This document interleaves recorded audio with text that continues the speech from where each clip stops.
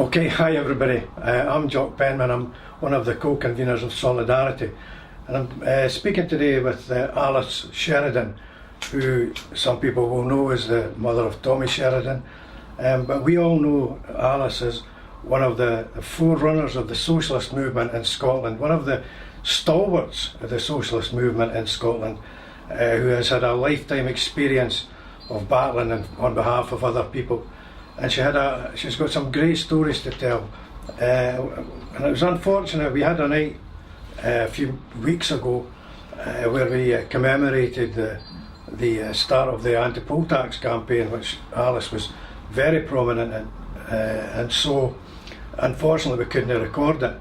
So we're going to ask Alice to recount her experiences of that period, and also some other stuff that she was involved in as well, because that wasn't the only campaign that Alice has been involved in over the years.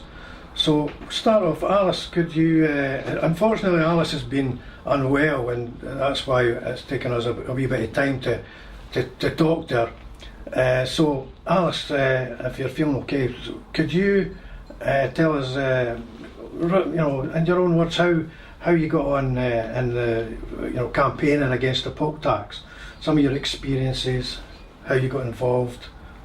I got involved because I detested everything that Thatcher stood for, still do. At the time when the poll tax was introduced, I was staying in Denison. I bought a little flat because I worked just 5 minutes down the road from it. I was a social worker and I worked for the RSSPCC, that's the Royal Scottish Society for the Prevention of Cruelty to Children. It's now called Children First. And at the time, I was actually saving money under the poll tax. Yeah, not a lot, a couple of quid in a year. But then I thought, a few years back, all of us were in the house, we'd all been paying a poll tax. And it was so unjust. There was so much poverty around, and everything was going up. Electricity, mortgages, gas, everything was going up. My wages weren't going up. And I was just, I've always been angry at injustice. Always hated injustice all of my life. So when the poll tax began, Tommy was in the forefront, militant was in the forefront of the poll tax, and I was a member of the militant tendency, so just a natural progression to become part of it. And I really miss it. I miss all the fun we had. I mean, I've been in every jail cell for a year at Timbuktu. I went to prison twice, to Condon Vale. All of that was part of what we were fighting for. So some of the stories are so sad, and some are hilarious, and some are both at the same time. All the occupations, I wasn't involved in all the early occupations because I was working at the time, but if they were in an occupation and they were still there in the evening, well, we were up there doing our bit. I then became very involved. I left my job. I left through illness, through spondylosis I had. So I had to lay low for a while, and then I got involved in the poll tax. And I look upon it as one of the best times of my life, because we were fighting for something that had to be fought for. We were fighting for our class. And I always remember the very first demonstration there was. 1980, early 90s, early 1980s, and there were 40,000 came to that first demonstration, and I thought the day they were assembled in the Glasgow Green. It was a horrible, miserable, rainy day, and I thought, oh God, we'll be lucky we've got 24 people walking here. Because suddenly people started coming, their buses arriving, mothers with wains and prams, and before you knew it, there was 40,000 and more came, and many of those, I think it was about 10,000, came from England and Wales, where they had actually run jumble sales and dances and whatnot to get the money to hire a train, and it was called the Red Train. And it was called the Red Train. And they come up, and the organisation was superb. They were all fed and put up in people's houses, and Militant was wonderful organising. Oh yeah, they're good at that. I have to be honest, I'm still militant. I think militant. And I act militant, well, when I was able. Can't do much now. But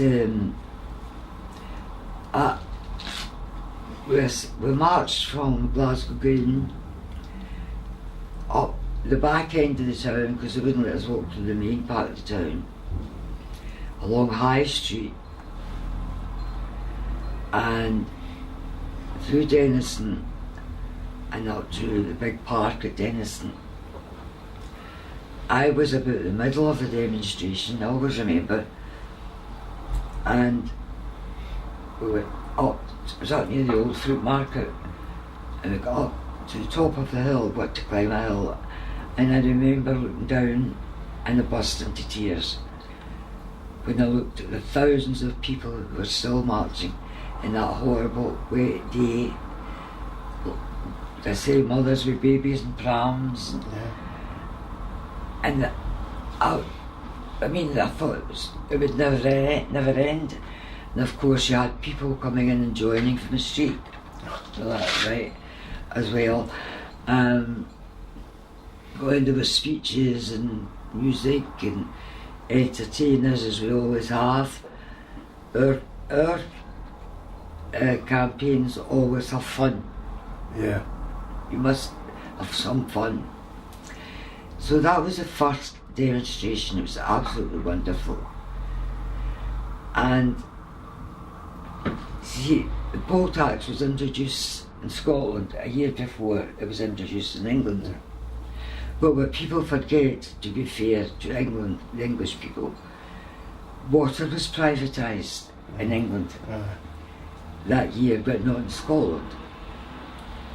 And if I digress for a wee minute, I always thought it was horrifying that not one Labour MP objected to water privatisation. Yeah, disgraceful. Yeah, it was absolutely disgraceful. We fought that as well as fighting the poll tax. Yeah. Tommy led both.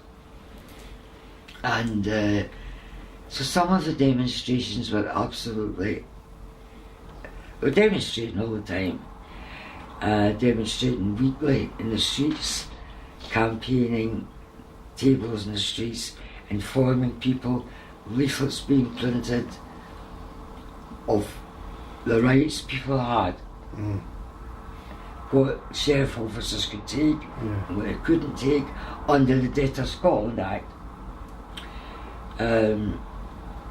So it never ever stopped. We had weekly meetings, public meetings in schools, in halls, and interestingly, very often a meeting organised in a school, we weren't allowed in because Labour councillors or councillors from the area wouldn't allow it. Yeah. And that happened in Denison one night, So what we did, well, it's okay, we had loud dealers, so just out in the street with loud dealers. And you had no people, because people were coming to the windows, their closest, coming out to see what this was about, who wouldn't have been at the meeting. So they were so stupid, you know, the things that they did. They opened doors for us. And so I was very involved at that level, and then I became involved in working in the office. Now when I say the office, the first office I had was top of Renfield Street, I think, or top of Hope Street. You need to excuse me, I'm 81 years of age now, so my memory's not exactly what it was. And it wasn't as big as this room. It was about half the size of this room. We had a telephone. We didn't have a typewriter. Somebody gave us a typewriter. Right.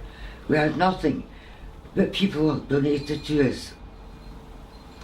And we went round pubs collecting money, great responses. I was known as the wee poll tax woman.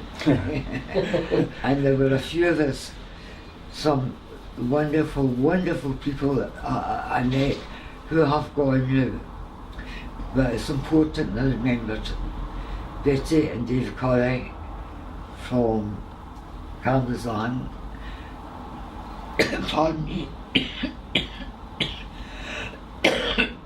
Quite a few people, lots of people at Cambuslang. Betty McKagan from Govan was in her 70s time. Betty from Belthill. The Collins from Lanarkshire was superb, absolutely superb. I learned more about the geography of Scotland during the poll tax than I knew existed, right? So the organisation was absolutely unbelievable. And Tommy was still doing his council work at the time. But he was there near all the pindings, and we stopped around 4,500 pindings. Now a pinding is spelled Poinding. Poinding, which is known as pindings. That's the step before a warrant sale. That's where they come in and price your goods in your home. You see, Tommy being sent to prison enraged people. That brought more people in. He was inundated with letters. He would get sometimes 100 letters a day. Okay. He answered if someone put their name and address on it, he wrote to every person. He answered every person who'd written to him. That's part of Tommy's normal courtesy, of course, right, as you know. I have to advise people to try to get a hold of his book, the first book he wrote, A Time to Rage. You may get it from Amazon. Actually, it should be reprinted, I think, for historical reasons.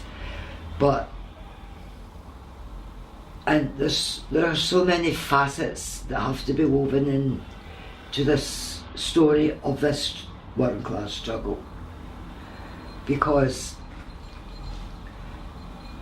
you had people becoming involved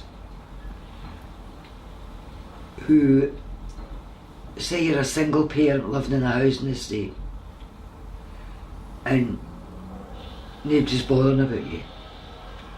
You go to one of these anti-poll tax meetings and suddenly you realise you can fight back. And what we used to have was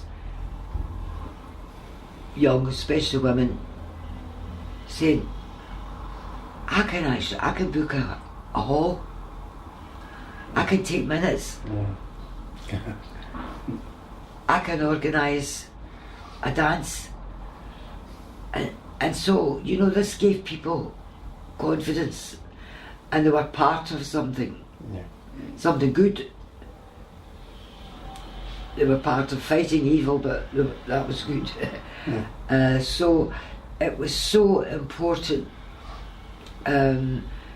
to involve as many young people, but you also had old people.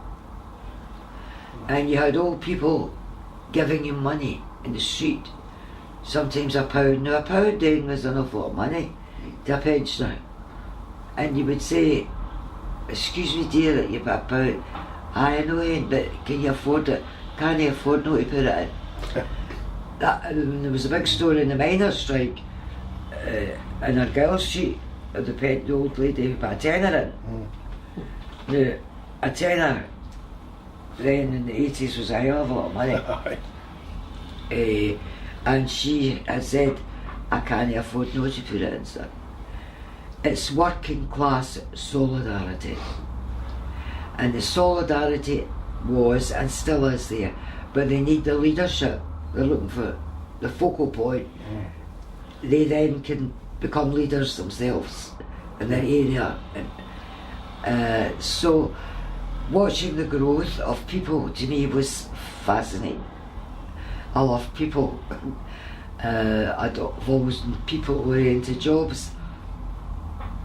So watching this was fascinating for me. And then we had an example of it, I think, would be the big Springburn attempted warrant sale. We're in this wee shop I was telling you about that cost us £500 a month before the phone and before the heating and all that. And a friend of mine worked with a volunteer in the shop. In the shop, you see, we had what we call phone trees up the wall. So there's a pending happening in Jock's area. So I look up the phone tree, there's Jock's phone number, Jock. So he phones as many people as he can, and they phone as many people as they can. And you finish up, sometimes depending was the next day, you get a phone call, and you'd finish up with 50 and 60 people. That's no counting the people who pass by, get involved passing by. So, and we had no social media then, you need to remember. Very few people had walkie-talkies. Oh, that's right, Radios. But anyone this day, Hannah, who must be remembered as well, Hannah MacArthur, she's well old now. She's well, not quite as old as me, but nearly. She came into the shop one day and she said, I got this letter through. She lived in a high-rise flat in Springburn. Now, normally what you would get was just notifying you the sheriff officers would be calling in a certain day. Now they could come daybreak to nightfall, but that was considered from 8 in the morning to 8 at night. So we had to be out there for about 7:30. You might just not get in for the house for the night before to about 10, 11 o'clock, and I would check my phone and maybe 2 or 3 pundits going on. So you should organise for the areas. We always did, but anyway, Springburn was different because on the letters they said they would be there at a certain time, which they never gave you. I said, that's interesting, and I don't usually give it. I said, how about, do you feel about chapping some of the doors of your building when you go home? Aye, so she came in the next day, 20 names. And it was 50. And people were coming into the shop Oh, before we knew it with 150 names. All happening in the one day. So then, so the militant organisation went in this full swing. We first done comrades even coming off their work at night, went round leafleting all the areas, put letterboxes. We organised public meetings, which Tommy spoke. I think it was 3 public meetings. Mobbed, absolutely mobbed in the school, local school. So the day arrives. Now remember, Springburn was known as the poorest area in Europe. No Glasgow, no Scotland, Europe. And Michael Martin was their MP. He was the Speaker at the House of Commons at the time. His son's now, his son became an MSP. So it's funny what's happening here. Anyway, we organised, and it was done a military operation. I come for govern. So I go to that area, up Alex. Springburn's a massive big area. So I go there. You come for, say, Partick. You go there. I was done that way. So we arrived very early at Hannah's house, and she made a big pot of soup. This was the thing, people we went to would make soup, and neighbours would make sandwiches, cakes and all that. So we organised this, and as I say, we got there at Hannah's. I got there about 7:30, and Anna says, listen, I says, no, desperate for a cup of coffee. So she went in and she made a cup of coffee. I took a sip, and something says to me, I'm very intuitive, and I says, I need to get down there, because there was 2 pendings happening just across the road from her. So I said, she's your coffee with us, I'll get it when I come back. I got down the stair, and it was like a crossroads. This is Hannah's building. The pendings were taking place across the road, and then you had another road running along. And here's all the big cars, the big parades, and the police, sheriff officers, you could smell them, right? So I ran across the road, ran right over to, there was 2 houses, two houses across the road from each other, but the main one was this one facing me. So the neighbours banged the door. I says, fortunately there were controlled entrances, which had only recently been put in. I says, right, get these doors shut, get everything you can bring out into the hallway, you know. Make sure the back door's shut. Don't bother about what's happening to us outside, but you do not let them in. So the neighbours were bringing chairs and settees out, so that they couldn't get the door open. And I'm standing, by this time a bit of a crowd had come, and there was a crowd across the road. As I say, the other pending was happening, but they concentrated on this one. Here's a police van, the cars rose up, and the big braid, as I call it, I don't know the actual category.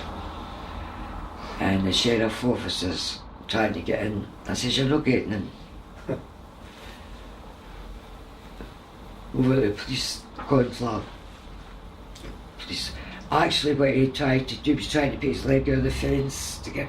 And do you remember the advert Cadbury's milk tray? How was that? The guy would do all sorts. Oh, right. To deliver the Cadbury's milk tray. Just because the lady loves milk tray. So, I mean, I said to him, if you got a box of milk tray. So, the police officer, the corn farm in the Coke, come up to me and he says, Alice, I never met this guy in my life, right? Alice, these people have to do that, are here to do their jobs. I says, well, they shouldn't be doing that job, and they're not getting in. Now they have to get into it. I says, they're not getting in. He says, if you don't let them in, I'll have to arrest you. I says, fine, you do what you have to do, I'll do what I have to do. So we're down to the wee footpath from the close to the wee gate, and he says to me, we're walking down while he's talking, he says, I hope you're not going to put up any resistance. Oh, I says, I'll be putting up resistance, all right. And I think he thought I was going to be punch him or something. But what I did, I knew it was a freezing cold day, you have to remember, dead of winter. And I had my pinding gear. Well, we had what we called our pinding gear. Oh, yeah. You get dressed up for the pinding because you were standing for 12 hours at a time. And you didn't know if you were going to get arrested or not. So I had these big white boots I'd got at a fabulous sale. It's snow boots. And everybody recognised what I was taking. It was me with my pinding boots on. He went to arrest me and I just grabbed the rail. And I hung on like grim death, and apparently it took 3 of them to get me off it. Well, this is happening. It was just before I was arrested. Sorry. Up comes this car, and out jumps Betty Carey and Davy Carey and a few others, and Big Betty, oh, God love her, I miss her. But she said, I mean, excuse me with the language, but I've got to be colourful. Where's the fucking murder? Where's the fucking murder? All these cops. And she got beside me, so she got arrested as well. And this poor wee guy that was just standing there, he got arrested as well. And they actually arrested 2 sheriff officers, and they said to cops, we're sheriff officers. He says, I am. I don't know what he was, but he says, some big well-known comic thing, I saw that. So I was in the van first, Betty came in after me, and police officer kicked her. So Betty being Betty just turned around and kicked him right back in a very private place.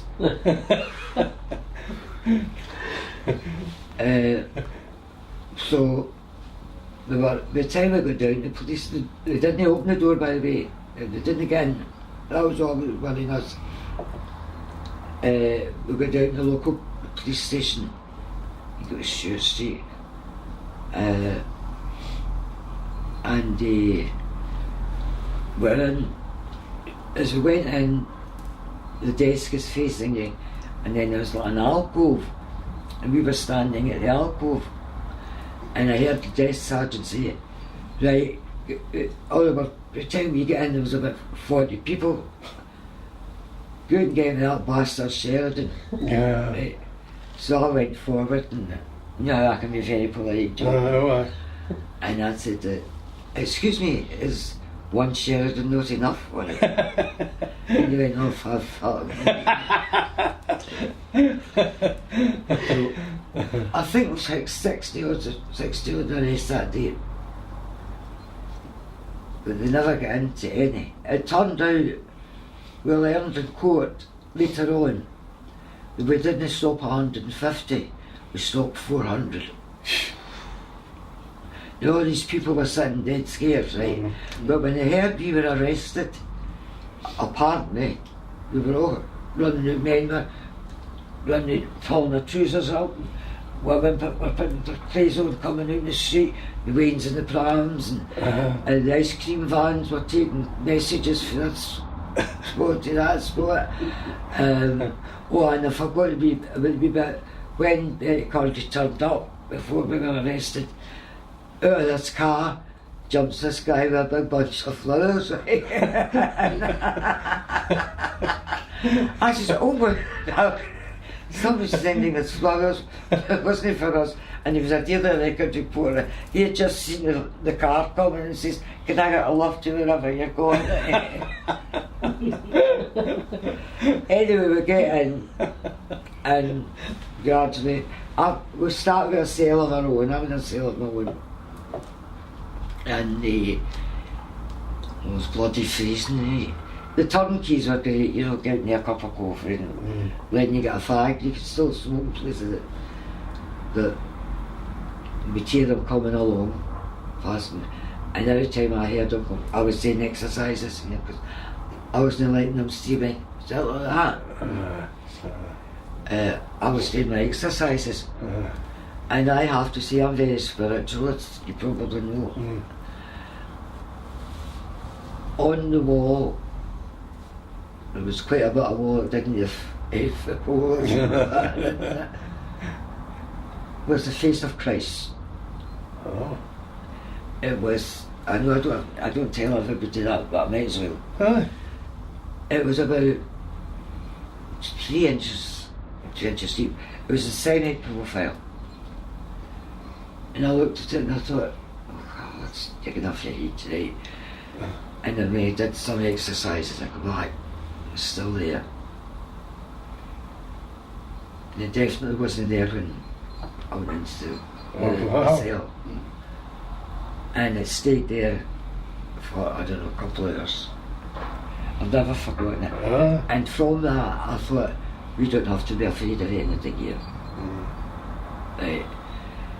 Now some people will laugh at that, but that's up to them. I know that's all. So anyway, there was that many getting brought in women. They'd start bundling us up in different cells, in the same cells, and they're very basic, the cells. First of all, they came round to the superintendent came round checking the cells with a female officer. I says, I registering a complaint. What about it? I says, well, as a social worker, I have to inform you that this cell is not fit for human habitation. He says, a social worker, and I said, would you like to go and check? I haven't brought a copy of my CQSW with me, but you can check it. No. I said, your blankets are filthy, they're inadequate, you've no heating on, so this is freezing. I says, and if you think we're using a toilet in front of each other, forget it. We know it. So he turned to the officer who was with him. He says, get the heating turned up and get them blankets. Right. So that was fine. Well, we sang anti-poll-tax songs all night. And we sang socialist songs all night. And I knew that if you speak, the guys were all getting brought in and they were downstairs. And I knew that if you shout down or call down to a toilet, the sound carries. Right? So you're right, boys, and they were singing, who's up there? I will tell you who's up here, and blah blah blah. People were getting arrested for this young lassie that was brought into the cell, our cell. She was arrested because her boyfriend was asked what was happening, so they just threw him in the van. So they threw her in the van. See what is it? They panic. They panic. That's what it is. And when they saw the turnout of people, they panic. Well, we were in. I was arrested about, now about the coffee, it's still out bananas. I was arrested about 9 o'clock, no, before 9. Say around about 9 o'clock. And we didn't get out of the police cell. We were eventually taken to the cells under the sheriff court early the next morning. We didn't get out of there till it was 7 o'clock the next night. Right. And of course, this lassie that her boyfriend, she'd been arrested, she screamed, you know, understandable, she was only about 17. I said, you're alright, Ian, you're okay, nobody's going to hurt you. Oh no, I'm fine, dead scared. So we're going out, but what we did was, before we were taken, no, that was when we got down to the court, that was when we got moved to the sheriff court, that we could see all the guys coming in. We're already in. We've been brought to whatever police station we're in, doing the sheriff court, because you have to appear before the beak in the morning. And she was terrified. I said, you stay with us and you'll be alright, Ed. Oh, it was terrible. No, I'm here. I said, everybody will know you're here, don't worry about it. So she could see her boyfriend coming in. I said, there you are, there's your boy. So when we saw the guys, we're looking at the side of the police desk, right? And you can see them, the guys coming in. Well, we all started shouting, you know, pull tax rolls, you know. And build a bonfire, and we're no pioneer, pull tax, you know. And the cops said, shut up. They said, no, shut up. Shut up. So they saw us, and that uplifted their spirits, we were singing. And of course, we could see the cells that were in the rooms. It's not a cell, it's like a wee box room you sit in. You sit in a hard seat all night. My spondylosis was bad, the next thing I can tell you. And there's 3 there. But the interesting thing was, some women had been brought down to Cotton Vale for the trial, or whatever they were getting. So they were all desperate for a cigarette. As you know, in prison, well, I've eventually went in prison twice. Cigarette was the big courtesy. And so we were singing all these, and they said, they're shouting to us, that's a great song, how do we learn that? Can we learn? Aye, so we kept singing it, and you got it, and police officers were going nuts. But our lawyers were coming in and out. So we were getting them to bring fags in. The juice, get it, juice. Packet of fags, because we were giving them the other women to the women, and Betty Curry and myself, you know. So, as I say, we didn't get out, got before the beak, but we didn't get out of that cell till, so that was 20 minutes, 9 o'clock one morning, 7 o'clock the next night. And it was very interesting as we were leaving. I was worrying about my hair. I didn't always look like this, you know. And I was combing my hair, and this police officer says, "It's all right for you. You can get protesting. We can't." I said, "Oh no. You can." The final statement at Nuremberg trials from the Chief Judge was everyone is accountable. You do not have to follow orders that harm people. So you not only can, you have a duty to do it. And so we got it outside, and it's full of braids, right? And they're all saying, "You're right. We're for Tommy, we support Tommy." I says, "Do you?" Right. So a lot of them did, right enough. I got a lot of, over the years I've known a lot of very great kindnesses from individual police officers. But what they did was, now, it was so cold that the Clyde was frozen over. Right? And apparently, it was full of groups of people from Springburn who had made their own, nobody had asked them, they'd made their way down from the night before. They marched down and they would meet each other coming for there, coming for that end up. Nobody knew the other group was coming. And they protested outside the police station that night. But they weren't letting Tommy Sheridan do. This wee lassie, first of all, I can't go back to her, she was terrible. Well, she says, I says, we all wait for each other, nobody goes to everybody's out. No, don't know me, nobody will wait for me. I says, I'm telling you, we'll all wait for you. Which we all did, you know, by the way, so she thought this was great. But they weren't letting Tommy out. He was to be kept in on a motoring charge, an unpaid fine. It transpired he didn't have the because he didn't even have a car at the time. But wee Betty, I don't know if you remember her, small, you maybe know me. She's passed on now. And I'm terrible with names, but she was a pensioner. And it was for 160 something pounds. She says, just hold it.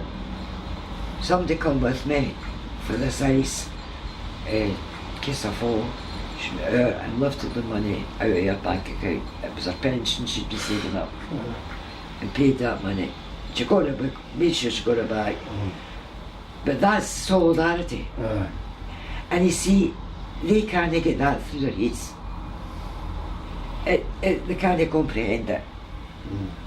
I realised that very early on. And we did it with dignity. Non-violence. Yep. Oh, we had a good laugh with them and all that kind of carry on, right?